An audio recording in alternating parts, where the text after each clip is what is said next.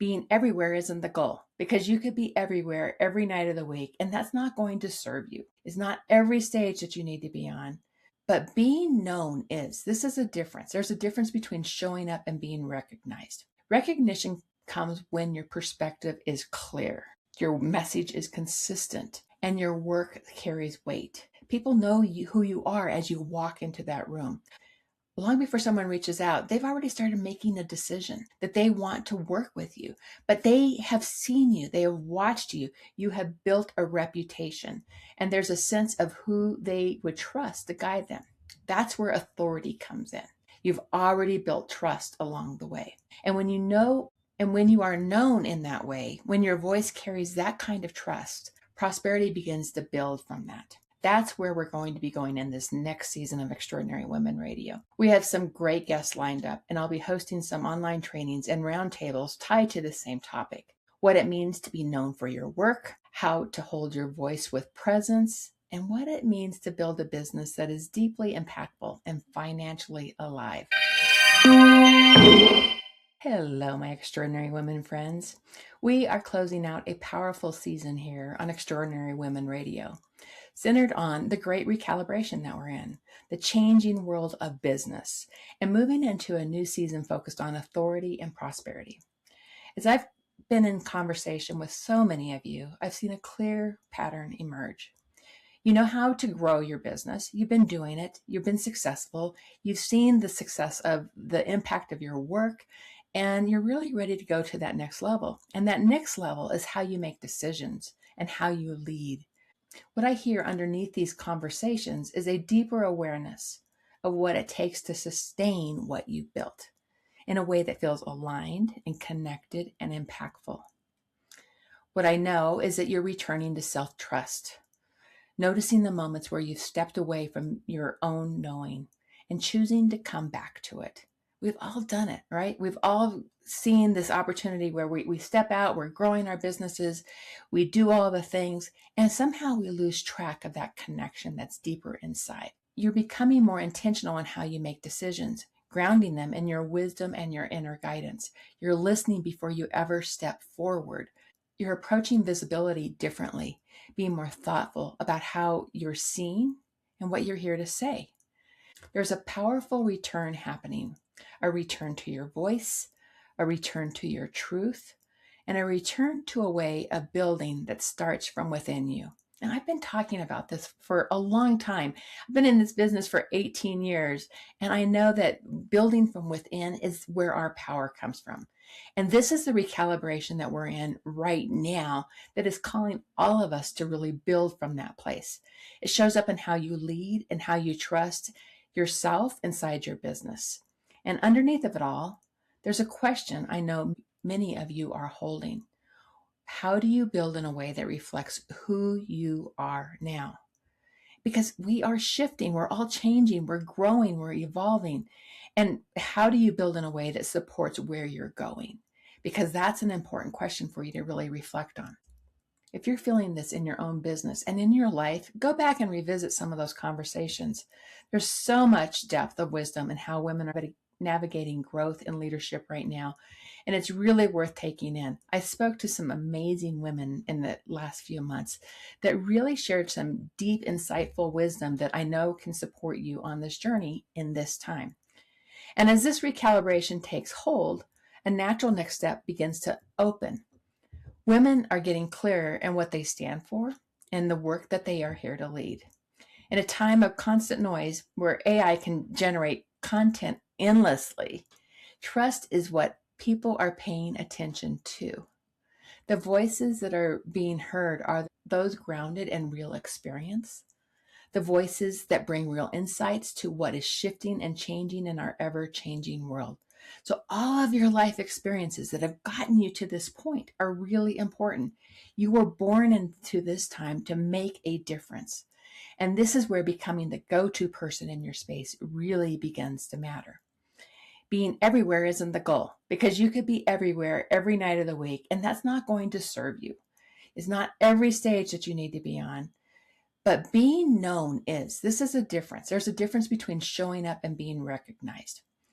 Recognition comes when your perspective is clear, your message is consistent, and your work carries weight. People know who you are as you walk into that room. Long before someone reaches out, a decision has been already started. Long before someone reaches out, they've already started making a decision that they want to work with you. But they have seen you, they have watched you, you have built a reputation, and there's a sense of who they would trust to guide them. That's where authority comes in. You've already built trust along the way. And when you are known in that way, when your voice carries that kind of trust, prosperity begins to build from that. That's where we're going to be going in this next season of Extraordinary Women Radio. We have some great guests lined up, and I'll be hosting some online trainings and roundtables tied to the same topic. What it means to be known for your work, how to hold your voice with presence, and what it means to build a business that is deeply impactful and financially alive. Prosperity is something you live. When we find our reputation and who we are, when we own our influence, that's where the prosperity starts to flow. And when I talk about prosperity, I'm talking about both time prosperity and wealth prosperity. Time prosperity means the white space that you have on your calendar, and it also means how you move and flow energetically between spaces, between meetings, between the end of your day, between the how you step into the evening. Time prosperity creates openness. And that's what we get into when we start to own our authority. We create more time prosperity for ourselves because we can make more space for ourselves. And we need that time prosperity to be able to open into the space for ourselves, because that's how we come to our big thought leadership messages. We don't get there by just going into AI and starting cranking content. We need the open space. We need the time, maybe the time in nature. That's where it really happens, right? How do we tune in and how do we listen to what messages want to flow through us? And then the wealth prosperity is it's the dollars in the bank, but it's also the prosperity that we create in our life. It's prosperity that we create for our clients. So prosperity is something you live, and how we feel and we move through our work and our life. And we do that by finding our authority and our influence, because that's what brings clients through your door. And this is where your leadership message matters more than ever. We are in a moment where there is a lot of noise and where AI can generate content endlessly. What rises in this environment is original thinking. That's what is going to rise above all the noise, is our original thinking. So finding the space to create our original thinking, what it is we stand for. The voices that stand out there are the ones that shift how people see things, the ones that get people to think, act, and do differently. This is the work of thought leadership, and it's the message I teach in my One Message for the World concept. If you've been listening to me at all for very long, you've heard me talk about the One Message for the World. It is a clear thought leadership declaration that you're here to lead with. It becomes the foundation of your voice, your next level of messaging strategy. And this work didn't start in my business today. It goes way back to my corporate days when I was leading an initiative to raise the influence profiles of over 150 people in our company. We partnered with Ogilvy PR and built a year-long program that they all went through, backed by a multi-million-dollar budget, to position those leaders on the biggest stages in our industry and on national and global media. What I saw in that work changed how I think about visibility. The people who become known weren't the ones doing the most. So take that in. People that became known weren't the ones doing the most. They were the ones who had a clear point of view and knew how to carry it consistently. That's where this One Message for the World work was born. And it's an important element in the work I bring to my clients today. From that foundation, we layer in your client attraction language, speaking directly to what your clients care about, what they're navigating, what matters to them right now. That's where your stories and your teachings and what's happening in your industry all come together. I help my clients map this out and weave everything together into a content strategy that carries across everything: their talks, their podcast guesting, their teachings. So their voice is consistent and recognizable. It's known. This is where authority begins to build. And alongside that, prosperity follows. And what comes next is learning how to embody your message. Like it comes from within you, right? Like you know what your message is. Because having a clear message is one thing, and then living it, leading with it, letting it shape how you show up, how you speak, how you make decisions, that's where something different begins to happen. Your message stops being something you say. It becomes something people experience when they are in your presence, when they hear you speak, when they engage with your work. It's where you move from having a message to becoming known for it. This is the foundation of becoming a movement maker. People begin to carry your ideas forward. They repeat your message. They see themselves in what you're saying. Your message is bigger than a post or a conversation, and it becomes something that influences how people think, how they lead, and how they grow. And that's where your authority deepens. That's where the ripple effect of your work really begins. And that's where prosperity begins to expand because your message is no longer just heard. It's felt, it's remembered, and it's acted upon. And that's powerful, my friends. I've been seeing this come to life in such a real way through my clients recently. I've been sharing a new series called Movement Makers in Action on my socials. So if you haven't seen any of them, go check them out, where I spotlight some of my clients who are stepping fully into their leadership and bringing meaningful work into the world. Jennifer Stapleton is one of them. She runs a communication agency serving foundations. Her work is helping foundations step into more courageous public leadership, not just funding change, but using their voice when it matters most.